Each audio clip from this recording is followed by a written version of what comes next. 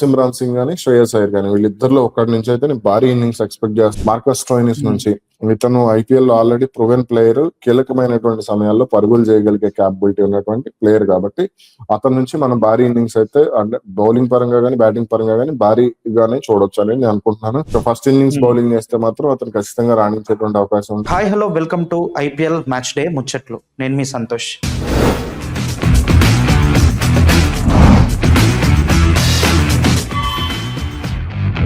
మూడు మ్యాచ్లుగా ప్రెడిక్షన్ చెప్పాము మనం. మూడు మ్యాచ్లు ఏదైతే మనం చెప్పామో, first day RCB, second day Mumbai and నిన్నొచ్చేసి ఆర్ఆర్, అన్ని కరెక్ట్గా ప్రెడిక్ట్ చెప్పారు మన వెంకట్రామయ్య గారు.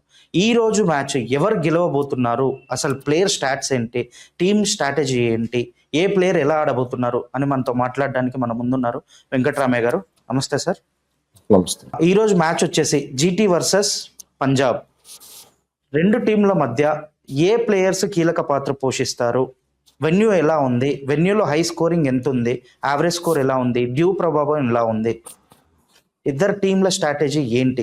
ఈ రోజుకి సంబంధించి మళ్ళీ మనం పిచ్ గురించి మాట్లాడుకుందాం ఖచ్చితంగా. అంటే ఫస్ట్ స్టార్టింగ్ కి సంబంధించి మనం పిచ్ గురించి మాట్లాడుకుంటే మాత్రం ఈ రోజు పిచ్ కూడా కంప్లీట్ గా అంటే బ్యాటింగ్ కి అనుకూలంగానే ఉండే అవకాశం అయితే ఉంది. అయితే నిన్న కూడా పిచ్ బ్యాటింగ్ కి అనుకూలమే, కాకపోతే ఇక్కడ రాజస్థాన్ రాయల్స్ బౌలింగ్ ఏదైతే మనం నిన్న ఫస్ట్ 10 ఓవర్లకి సంబంధించి బ్యాట్స్మెన్ చాలా జాగ్రత్తగా ఉండాలి అనేటువంటి అంశాన్ని నేను చెప్పాను. అది కరెక్ట్ గా అక్కడ రాజస్థాన్ రాయల్స్ కి సంబంధించి వాళ్ళ బౌలింగ్ యూనిట్ అంటే బర్గర్ గానీ, లేదంటే అటు సందీప్ శర్మ గానీ, బ్రిజేష్ శర్మ గానీ, జోఫ్రా ఆర్చర్ గానీ వీళ్ళందరూ కూడా చక్కగా వినియోగించుకున్నారు పిచ్ నుంచి వస్తున్నటువంటి సహకారాన్ని.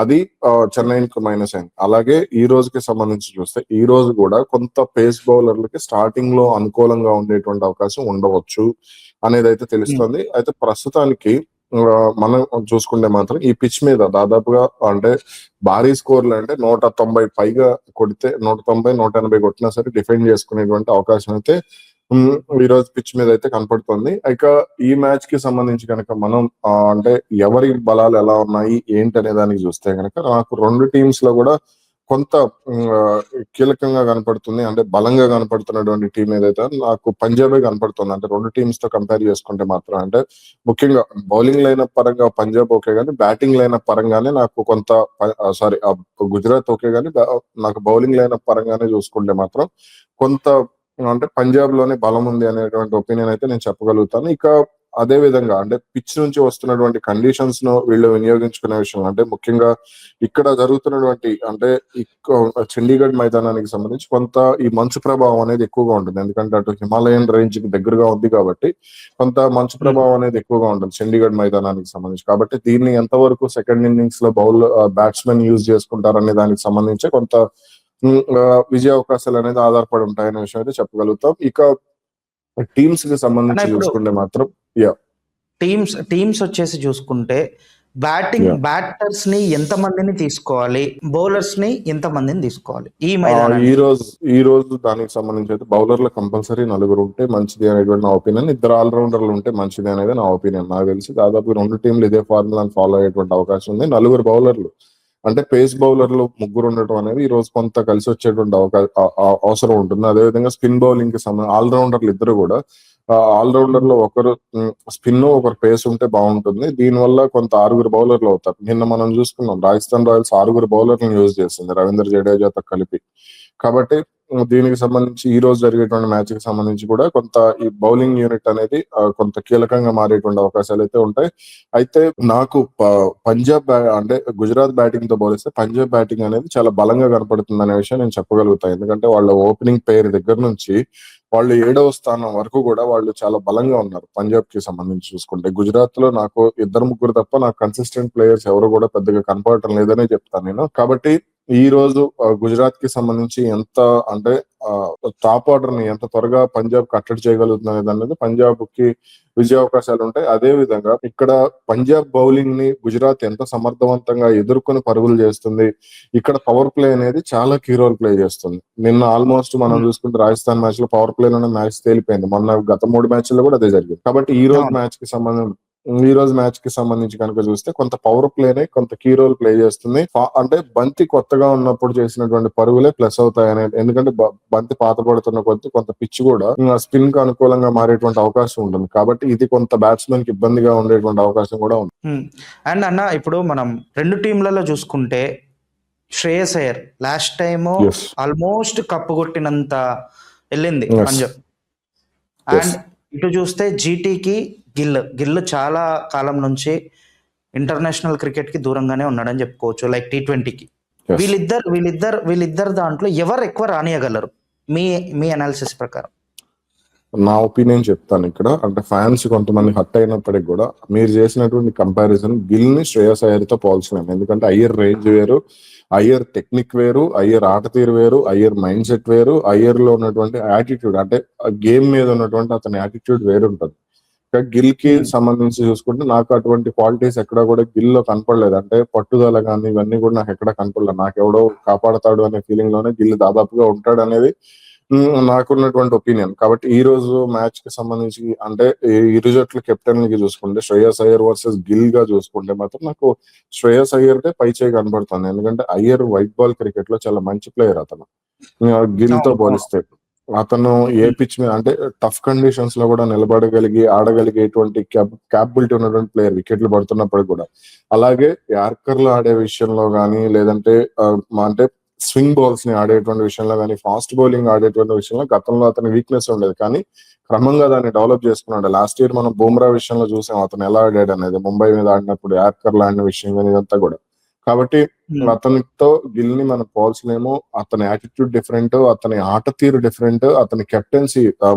మరి కేకేఆర్ అతను ఎందుకు వదులుకుందా అంటే గంభీర్ కి సంబంధించి, అంటే గంభీర్ కి కూడా ఇద్దరికి కొంత యాటిట్యూడ్ ప్రాబ్లమ్స్ ఉన్నాయనేది అనుకుంటా నేను, అందుకు వదులుకున్నారేమో. కానీ అసలు అతను నాణ్యమైనటువంటి ప్లేయర్ కమ్ కెప్టెన్ కూడా. అంటే team India white ball captaincy race లో అతను ఉండేటువంటి క్యాపబిలిటీ ఉన్నటువంటి ప్లేయర్. అండ్ ఇటు చూసుకున్నట్టయితే మనం జీటీలో ఆల్రౌండర్ గా మంచి పర్ఫార్మెన్స్ ఇచ్చేది ఎవరు అంటే Rashid Khan. Yes, Rashid Khan world cup లో చూసాము, అంతకుముందు లైక్ కొన్ని లీగ్స్ కూడా ఆడారు. ఆ మ్యాచెస్ లో రషీద్ ఖాన్ ఏ మ్యాచ్ లో కూడా ఒక 4 వికెట్ హాల్ తీసింది లేదు ఒక 1 year నుంచి. అవును. మన T20 వరల్డ్ కప్ లో కూడా అంత మంచి ప్రదర్శన లేదనే చెప్పుకోవచ్చు. ఈ రోజు రానియగలడా అంటే ఐపీఎల్ రానియగలడా? ఈ రోజు పిచ్ మీద అతను రాణిస్తాడు అంటే 50-50 ఛాన్సెస్ చెప్తాను నేను. ఎందుకంటే కొంత పిచ్ అంటే గుజరాత్ ఫస్ట్ బ్యాటింగ్ చేస్తే మాత్రం అతను పంజాబ్ కనుక ఫస్ట్ బ్యాటింగ్ చేస్తే రషీద్ ఖాన్ ప్రభావం అనేది ఫస్ట్ ఇన్నింగ్స్ లో కొంత ఉండేటువంటి ఛాన్స్ ఉంది. సెకండ్ ఇన్నింగ్స్ కి వస్తే మాత్రం అతని బౌలింగ్ శైలిని బట్టి చెప్తున్నాను. అతను ఈ 2 వేళ్ళు యూజ్ చేస్తాడు కాబట్టి చెప్తున్నాను. ఇది స్పిన్ బౌలింగ్ కి సంబంధించి అంటే దాదాపు ఆల్మోస్ట్ లెగ్ స్పిన్ కాబట్టి 2 వేళ్ళు యూజ్ చేస్తాడు కాబట్టి చెప్తున్నాను. అతనికి ఈ రోజు బంతి అంత గ్రిప్ దొరకకపోవచ్చు సెకండ్ ఇన్నింగ్స్ కనుక బౌలింగ్ చేస్తే. ఫస్ట్ ఇన్నింగ్స్ బౌలింగ్ చేస్తే మాత్రం అతను ఖచ్చితంగా రాణించేటువంటి అవకాశం ఉంటుంది. అదేవిధంగా రషీద్ ఖాన్ కి సంబంధించి నిన్న మనం మాట్లాడుకున్నాం, కొంతమంది టిమ్ డేవిడ్ కానీ ఇలా కొంతమందిని వికెట్లు పడుతుంటే ముందు పంపించాలి అని చెప్పేసి అనుకున్నాం కదా. అలా వికెట్లు పడుతున్నప్పుడు కొంత సునీల్ నారాయణ మాట్లాడుకున్నాం, అలా వికెట్లు పడుతున్నప్పుడు కొంత ముందు పంపించగలిగేటువంటి క్యాపబిలిటీ ఉన్నటువంటి ప్లేయర్ అతను. కాబట్టి గుజరాత్ కనుక అతన్ని సమర్థవంతంగా వాడుకోగలిగి అతన్ని కనుక వికెట్లు పడుతున్నప్పుడు 4వ స్థానంలోనూ పంపించగా 5వ స్థానంలో అంటే లాస్ట్ వరకు వెయిట్ చేయించుకుంటారు ఇంకో సింగ్ లాగా, అలా పంపించుకోగలిగితే మాత్రం గుజరాత్ కి అతను చాలా వరకు కూడా ప్లస్ అయ్యేటువంటి ఛాన్స్ ఉంటుంది. అండ్ మన సిరాజ్ గురించి మాట్లాడితే సిరాజ్ T20 వరల్డ్ కప్ లో ఎక్కువ అవకాశాలు రాలే, ఒక్కటే ఛాన్స్ ఇచ్చారు. ఆ మ్యాచ్ లో కూడా అంత గొప్ప ప్రదర్శన లేదు. ఆ మ్యాచ్ లో ఇండియా గెలవడానికి అతను తీసినటువంటి 3 వికెట్లు కీలకమైనవి. ఆ రోజు పర్ఫార్మెన్స్ ఎలా ఉంటుంది, బౌలింగ్ ఎలా ఉంటుంది అంటే సయ్యద్ ముస్తక్ అలీ ట్రోఫీలో కూడా చాలా మంచి ప్రదర్శనే చేశాడు. ఈ రోజు ఎలా ఉండబోతుంది? T20కి సంబంధించి కనుక మనం అంటే సిరాజ్ ని చూసుకుంటే వైట్ బాల్ క్రికెట్ కి సంబంధించి మనం సిరాజ్ ని చూసుకుంటే మాత్రం అతను చాలా వరకు కూడా క్యాపబిలిటీ ఉన్నటువంటి బౌలర్ గానే చెప్తాను నేను. అంటే వైట్ బాల్ క్రికెట్ లో రెడ్ బాల్ క్రికెట్ లో కంపారిజన్ చేస్తే అతను 2 కూడా మంచి అంటే 100% పెర్ఫార్మెన్స్ అంటే ఎఫర్ట్ పెట్టగలిగి 100% తనని అంటే పర్ఫార్మ్ చేయడానికి అతను ప్రయత్నం చేస్తూ ఉంటాడు. అంటే మనం T20 వరల్డ్ కప్ గురించి కనుక చూస్తే ఫస్ట్ మ్యాచ్ లో మాత్రమే అమెరికా ఆ రోజు ఎవరో అందుబాటులో లేరని చెప్పేసి అతనికి ఛాన్స్ ఇచ్చారు. హర్షిత్ రాణా సంథింగ్ బుమ్రానో ఎవరో అందుబాటులో లేరని చెప్పేసి అతనికి ఛాన్స్ ఇచ్చారు. ఇచ్చినప్పుడు ఉమ్, అతను తీసినటువంటి 3 వికెట్లు ఏవైతే ఉన్నాయో ఆ రోజు మ్యాచ్ లో కీలక పాత్ర పోషించాయి. కానీ ఆ తర్వాత ఒక్క మ్యాచ్ లో కూడా సిరాజ్ కి కంప్లీట్ గా అవకాశాలు అనేది రాలేదు.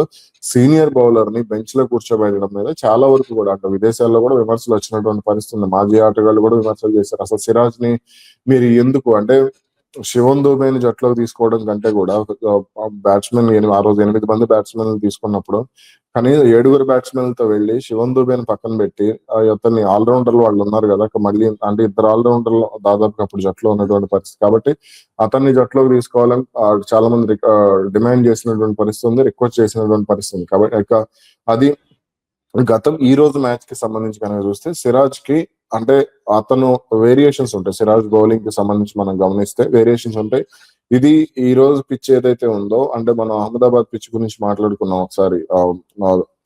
అంటే వేరియేషన్స్ కి సంబంధించి చూస్తే ఆ స్లో బాల్స్ వేయగలిగే క్యాపబిలిటీ ఉన్నటువంటి బౌలర్ కి రన్అప్ ఎక్కువగా ఉండి స్లో బాల్స్ కనుక వేయగలిగేటువంటి బౌలర్స్ కి ఈ పిచ్ కొంత అనుకూలంగా ఉండేటువంటి అవకాశం అయితే ఉంటుంది. అందుకే నేను ఇందాక కూడా చెప్పాను 180, 190 కొట్టినప్పటికి కూడా డిఫెండ్ చేసుకునేటువంటి అవకాశం, పోరాడగలిగేటువంటి అవకాశం బౌలింగ్ యూనిట్ కు ఉంటుంది. కాబట్టి ఇక్కడ సిరాజ్ ఈ రోజు అయితే కీలకంగా మారేటువంటి అవకాశం కూడా ఉండొచ్చు. అతని నుంచి ఒక 2 వికెట్లు అయితే నేను ఎక్స్పెక్ట్ చేస్తున్నా. అంటే మన సిరాజ్ నుండి. ఎస్.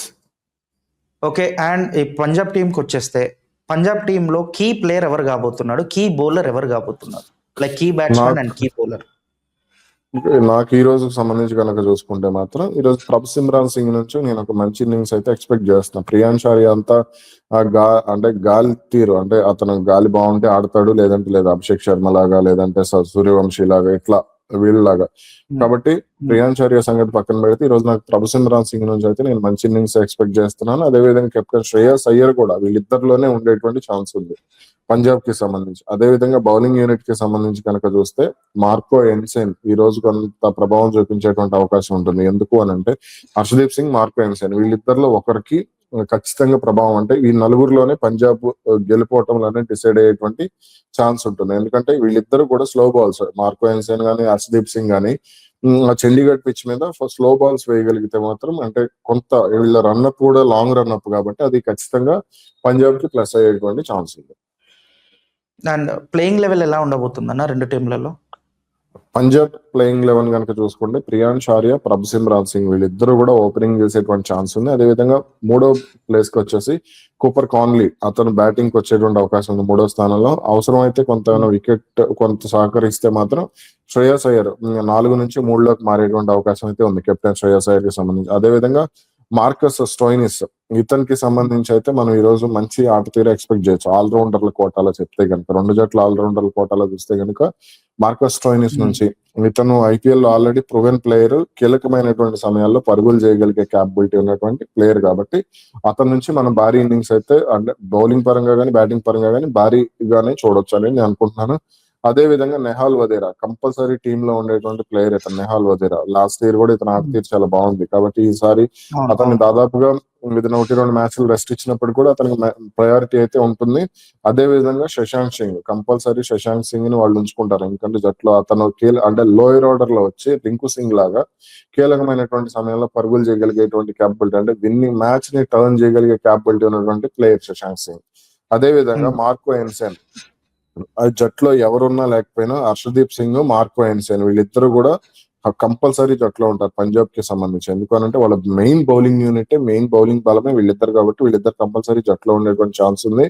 అదే విధంగా జేవియర్ బ్యార్లెట్ గానీ లేదంటే అజ్మతుల్లా ఒమర్ జాయ్ గానీ వీళ్ళిద్దరిలో ఒకళ్ళకైతే ఛాన్స్ వచ్చేటువంటి అవకాశం ఉంది. నాకు తెలిసి అయితే ఒమర్ జాయ్కే కెప్టెన్ శ్రేయస్ అయ్యర్ ఓటు వేసేటువంటి అవకాశం అయితే ఉంది. అలాగే ఇంకా 11th ప్లేయర్ గా యుజ్వేందర్ చాహల్ కంపల్సరీ అతను స్పిన్ బౌలింగ్ కోటాలో ఖచ్చితంగా ఉండేటువంటి అవకాశం ఉంది. ఒకవేళ ఇంపాక్ట్ ప్లేయర్ గా కనుక వాడుకోగలిగితే విజయ్ కుమార్ వైశక్ ని వాడుకుని ఇంపాక్ట్ ప్లేయర్ గా వాడుకుని శశాంక్ సింగ్ ని కనుక బయటికి పంపించేటువంటి ఛాన్సెస్ అయితే ఉండొచ్చు ఫీల్డింగ్ కి సంబంధించి.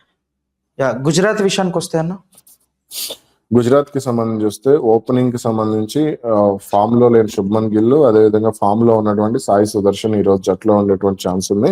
అదే విధంగా వికెట్ కీపర్ గా జాస్ బట్లర్ ప్లేస్ అనేది 99% కన్ఫర్మ్. అతను కంపల్సరీ జట్లో ఉంటాడు, ప్రతి మ్యాచ్ కూడా దాదాపు ఆడేటువంటి ఛాన్స్ ఉంది. అదే విధంగా 4వ స్థానానికి సంబంధించి టీమిండియాలో ఏదైతే ఎక్స్పెక్ట్ చేస్తున్నాడో వాషింగ్టన్ సుందర్, అది ఐపీఎల్ లో అతనికి దక్కేటువంటి ఛాన్స్ ఉంది. అది 4వ స్థానం. కాబట్టి ఈ రోజు 4వ స్థానంలో వాషింగ్టన్ సుందర్ ఉండేటువంటి ఛాన్సెస్ ఉన్నాయి. అదేవిధంగా గ్లెన్ ఫిలిప్స్, న్యూజిలాండ్ కి సంబంధించిన బ్యాటింగ్ ఆల్రౌండర్ గ్లెన్ ఫిలిప్స్, ఈ రోజు అతను కూడా దాదాపుగా జట్లో ఉండేటువంటి ఛాన్సెస్ అయితే ఉన్నాయి. అలాగే షారుఖ్ ఖాన్ కూడా వీళ్ళ ప్లేసెస్ కి సంబంధించి అయితే మాక్సిమం మార్పులు అయితే ఉండవు. అలాగే రాహుల్ తెవాతియా గానీ వీళ్ళకి సంబంధించి కూడా మార్పులు అయితే ఉండకపోవచ్చు. అలాగే జాసన్ హోల్డర్, ఇతను అటు మొన్న జరిగినటువంటి T20 వరల్డ్ కప్ లో కూడా చాలా మంచి ఇన్నింగ్స్ ఆడాడు. కీలకమైనటువంటి సమయంలో సౌత్ ఆఫ్రికా మీద కానీ, లేదంటే అటు బౌలింగ్ పరంగా కానీ ఇతనికి మంచి అనుభవం ఉంది. కాబట్టి ఇతన్ని కూడా మనం టీంలో ఎక్స్పెక్ట్ చేయొచ్చు. లేదు అని అంటే కనుక అతని ఆల్రౌండర్ కోటాలో అతను కావాలి అనుకుంటే మాత్రం అతన్ని తీసుకుంటారు. లేదు బౌలింగ్ కావాలి, బౌలింగ్ యూనిట్ ఇంకా బలోపేతం చేసుకోవాలి అనుకుంటే మాత్రం ఖచ్చితంగా కగిసో రబాడాని అయితే తీసుకునేటువంటి ఛాన్స్ ఉంది. అలాగే రషీద్ ఖాన్, ప్రసిద్ధ్ కృష్ణ, వీళ్ళిద్దరు చోటైతే జట్లో కన్ఫర్మ్. ఇక మహమ్మద్ సిరాజ్ గురించి మనం ఇందాక చెప్పుకున్నాం, అతను కూడా కంపల్సరీ జట్లో ఉండేటువంటి ప్లేయర్. అలాగే అయితే సాయి సుదర్శన్ గానీ, అశోక్ శర్మ గానీ వీళ్ళిద్దరిలో ఒకరు ఇంపాక్ట్ ప్లేయర్ అయ్యేటువంటి ఛాన్స్ ఉంది. సాయి కిషోర్ సాయి కిషోర్. Yes. ఇషాంత్ శర్మకి అవకాశం దక్కే ఛాన్స్ ఏమన్నా ఉందా అన్న ఈరోజు? అయితే ఇక్కడ కగిసో రబాడా ఫామ్ మీద అతని ఫిట్నెస్ మీద డిపెండ్ అయి ఉంటుంది. ఇషాంత్ శర్మని లేదంటే వీళ్ళిద్దరిని కనుక మనం చూడగలిగితే, ఇషాంత్ శర్మకి సంబంధించి కొంత సీనియర్ బౌలర్ గా జట్లో కావాలి అనుకుంటే, అంటే నెహ్రా ఆలోచన ఎలా ఉంటుందో తెలియదు. వాళ్ళ బౌలింగ్ కోచ్ ఆల్మోస్ట్ మెంటార్ కదా, సో అతను ఎలా ఆలోచిస్తాడనేది చూడాలి. అయితే ఇక్కడ కాంబినేషన్ కి సంబంధించి కనుక చూసుకుంటే కనుక జాసన్ హోల్డర్, కగిసో రబాడా వీళ్ళిద్దరూ ఉంటే మాత్రం, అంటే వీళ్ళిద్దరూ ఒకవేళ జట్లో ఉంటే ఇషాంత్ శర్మ ఉండేటువంటి ఛాన్స్ ఉండకపోవచ్చు. ప్రసిద్ధ్ కృష్ణని ఎలాగో అతను ఆడిస్తాడు కాబట్టి పెద్దగా మనం ఆలోచించాల్సిన అవసరం లేదు. కాకపోతే ఇషాంత్ శర్మ ఉండాలా లేదా అనే దానికి సంబంధించి కగిసో రబాడా ఫామ్ మీద, అంటే వీళ్ళిద్దరినే రొటేట్ చేసేటువంటి ఛాన్స్ ఉంటుంది మాక్సిమం. అండ్ రెండు టీంలలో అన్న సలార్ ఎవరైతారు, దేవరత ఎవరైతారు? సలార్ అంటే బ్యాట్స్మెన్, దేవరత అంటే బౌలర్. ఇటు పంజాబ్ లో చూసుకుంటే సలార్ ఎవరైతారు? నేను ఒక్కరి పేరు చెప్పలేను కానీ 2 పేర్లు చెప్తాను. శ్రేయస్ అయ్యర్, ప్రభ్-సిమ్రాన్ సింగ్ కంపల్సరీ. వీళ్ళిద్దరిలో బ్యాట్స్మెన్ పరంగా చూసుకుంటే సలార్, ప్రభ్-సిమ్రాన్ సింగ్ గానీ, శ్రేయస్ అయ్యర్ గానీ వీళ్ళిద్దరిలో ఒకటి నుంచి అయితే నేను భారీ ఇన్నింగ్స్ ఎక్స్పెక్ట్ చేస్తున్నాను. అది జరుగుతుంది అనేది అనుకుంటున్నాను. 90% జరుగుతుంది అనుకుంటున్నాను. బౌలింగ్ పరంగా ఇందాక నేను చెప్పిన పేర్లే హర్షదీప్ సింగ్ అని, మార్కో ఎన్సన్, ఈ 2 పేర్లలోనే ఒకళ్ళైతే ఈ 4లోనే కంపల్సరీగా పంజాబ్ కి సంబంధించి వాళ్ళ కీ ప్లేయర్, అంటే వాళ్ళ గేమ్ చేంజింగ్ అని, వాళ్ళ గెలుపుని డిసైడ్ చేసేటువంటి ప్లేయర్స్ అయితే ఈ 4 అవుతారు. ఈ 4లో నాకు తెలిసి అయితే మార్కో ఎన్సన్ కే నేను ఇప్పుడు మీరు చెప్పినటువంటి దేవరత అది ట్యాగ్ ఇవ్వగలుగుతా. అలాగే గుజరాత్ సాయి సుదర్శన్ బ్యాటింగ్ కి సంబంధించి అందులో నో ఆప్షన్. ఎందుకంటే నాకు సాయి సుదర్శన్ ఒక్కడే బలంగా కనపడుతున్నాడు. జాష్ బట్లర్ ఎప్పుడు ఆడతాడో తెలియదు కానీ సాయి సుదర్శన్ ఒక్కడే నాకు బలంగా కనపడుతున్నాడు. ఇక బౌలింగ్ యూనిట్ కి సంబంధించి కనుక చూసుకుంటే, ఒకవేళ కగిసో రబాడా ఈ రోజు కనుక ఆడితే కగిసో రబాడానే అవుతాడు. ఆడకపోతే మాత్రం మనం ప్రసిద్ధ్ కృష్ణ నుంచి వికెట్స్ ఎక్స్పెక్ట్ చేయొచ్చు. ప్రసిద్ధ్ కృష్ణ నుంచి. ఓకే యా అన్న, మన ప్రతిరోజు మనం తీస్తాం కదా లైక్ ఫ్యాంటసీ 11, ఫ్యాంటసీ లీగ్ లాగా మన ఫ్యాంటసీ 11 ఇరు జట్లలో 2 జట్లలో ఫ్యాంటసీ 11 ఎవరు? వీళ్ళు 2 టీంలలో వీళ్ళు పర్ఫార్మెన్స్ చేస్తారు, వీళ్ళ దగ్గర నుంచి ఆట వస్తుంది అని. నేను పంజాబ్ గురించి ఫస్ట్ చెప్తాను. ప్రభ్-సిమ్రాన్ సింగ్ అంటే బ్యాట్స్మెన్లకు సంబంధించి ప్రభ్-సిమ్రాన్ సింగ్, అదే విధంగా ప్రియాంష్ ఆర్యా, శ్రేయస్ అయ్యర్ బ్యాటింగ్ కి సంబంధించి వీళ్ళు. ఆల్రౌండర్ కోటాకు వస్తే మార్కస్ స్టోయినిస్, అదే విధంగా ఇంకా మార్కో ఎన్సెన్ వీళ్ళు జీటీకి సంబంధించి. అలాగే శశాంక్ సింగ్, అంటే ఫినిషర్ అంటారు కదా, ఫినిషర్ కోటాలో శశాంక్ సింగ్ నేను సెలెక్ట్ చేసుకుంటా. అలాగే ఇటు మన దీనికి వస్తే అంటే గుజరాత్ టైటాన్స్ కి వస్తే మాత్రం సాయి సుదర్శన్, జాస్ బట్లర్ వీళ్ళు బ్యాటింగ్ ఆర్డర్ కి సంబంధించి చూసుకుంటే. అదే విధంగా ఇక ఆల్రౌండర్ కోటాలో ఈ రోజు మ్యాచ్ కి అయితే నేను వాషింగ్టన్ సుందర్ నుంచి కొంత ఎక్స్పెక్ట్ చేస్తున్నాను. అంటే కీలకమైనటువంటి సమయంలో పరుగులు చేయగలిగే క్యాపబిలిటీ ఉన్నటువంటి ప్లేయర్ వాషింగ్టన్ సుందర్, కాబట్టి అతని నుంచి మంచి ఇన్నింగ్స్ అయితే ఎక్స్పెక్ట్ చేయొచ్చు. అదే విధంగా బౌలింగ్ కి సంబంధించి కనుక చూసుకుంటే కగిసో రబాడా, మహమ్మద్ సిరాజ్ వీళ్ళిద్దరి నుంచి అయితే ఫ్యాంటసీ 11లో వీళ్ళిద్దరూ కంపల్సరీగా ఉండవలసినటువంటి ప్లేయర్స్. రషీద్ ఖాన్ లేదంటే సాయి కిషోర్ వీళ్ళిద్దరిలో మార్పు ఉండొచ్చు. ఓకే, ఈ రోజు అప్పర్ హ్యాండ్ ఎవరిది అవుతుందన్న? లైక్ పంజాబ్ దా, జీటీ దా, ఎవరు విన్ అయ్యే ఛాన్సెస్ ఉంది? పంజాబ్. 100% ఈరోజు పంజాబే గెలిచేటువంటి అవకాశం ఉందని నేను నమ్ముతున్నాను. 90% చెప్తాను. 100% చెప్పను. 90% అయితే నాకు పంజాబ్‌కే కనపడుతుంది. ఎందుకంటే వాళ్ళ హోమ్ గ్రౌండ్ గదా! సో, కంపల్సరీ ఈరోజు పంజాబ్ యాహ్! గత 3 మ్యాచ్‌లుగా చూసుకుంటే హోమ్ గ్రౌండ్ టాస్ గెలుస్తుంది, చేజింగ్ తీసుకుంటుంది. అక్కడ ఆర్‌సీబీ గాని, ముంబై గాని నిన్న జరిగిన మ్యాచ్ సీఎస్‌కేతో మ్యాచ్ గాని యెస్. ఏదైనా టాస్ గెలిసి బౌలింగే ఎంచుకుంటుంది. ఈరోజు పంజాబ్ ఒకవేళ హోమ్ గ్రౌండ్ పంజాబ్‌ది కాబట్టి టాస్ గెలిసి బౌలింగ్ ఎంచుకునే అవకాశం ఎంతవరకు ఉంది? కంపల్సరీ బౌలింగ్ ఎంచుకుంటారు. ఎందుకనంటే వాళ్ళు పంజాబ్ గనుక టాస్ గెలిస్తే బౌలింగ్ ఎంచుకుంటారు. ఎందుకు అనంటే మీరు వాళ్ళకి అంటే నేనెందుకు చెప్తున్నానంటే వాళ్ళకి చుట్టూ ఉన్న హిమాలయన్ రేంజ్ దగ్గర గదా! పంజాబ్‌కి. ఇటు ధర్మశాల, హిమాచల్ ప్రదేశ్ ఉంటుంది. ఇటు జమ్మూ కాశ్మీర్ ఉంటుంది. కాబట్టి వాళ్ళకి మంచు ప్రభావం అనేది ఉంటుంది. చలి ప్రభావం అనేది ఉంటుంది. దీనివల్ల బంతి మీద గ్రిప్ అనేది కష్టంగా ఉంటుంది. కాబట్టి కంపల్సరీ వాళ్ళు ఫస్ట్ బౌలింగే ఎంచుకుంటారు 100%. ఓకే అన్న. Thank you. యాహ్! విన్నర్‌గా ఫ్రెండ్స్ ఈరోజు మ్యాచ్ అయితే పంజాబ్ విన్ అయితదని చెప్పేసి మన వెంకట్రామయ్య గారు ఎనాలిసిస్ ప్రకారం తెలుస్తుంది. యాహ్! మీకు మరిన్ని మ్యాచెస్ గురించి ఎనాలిసిస్ కావాలనుకుంటే keep watching IPL match day ముచ్చట్లు. అంతవరకు బాయ్.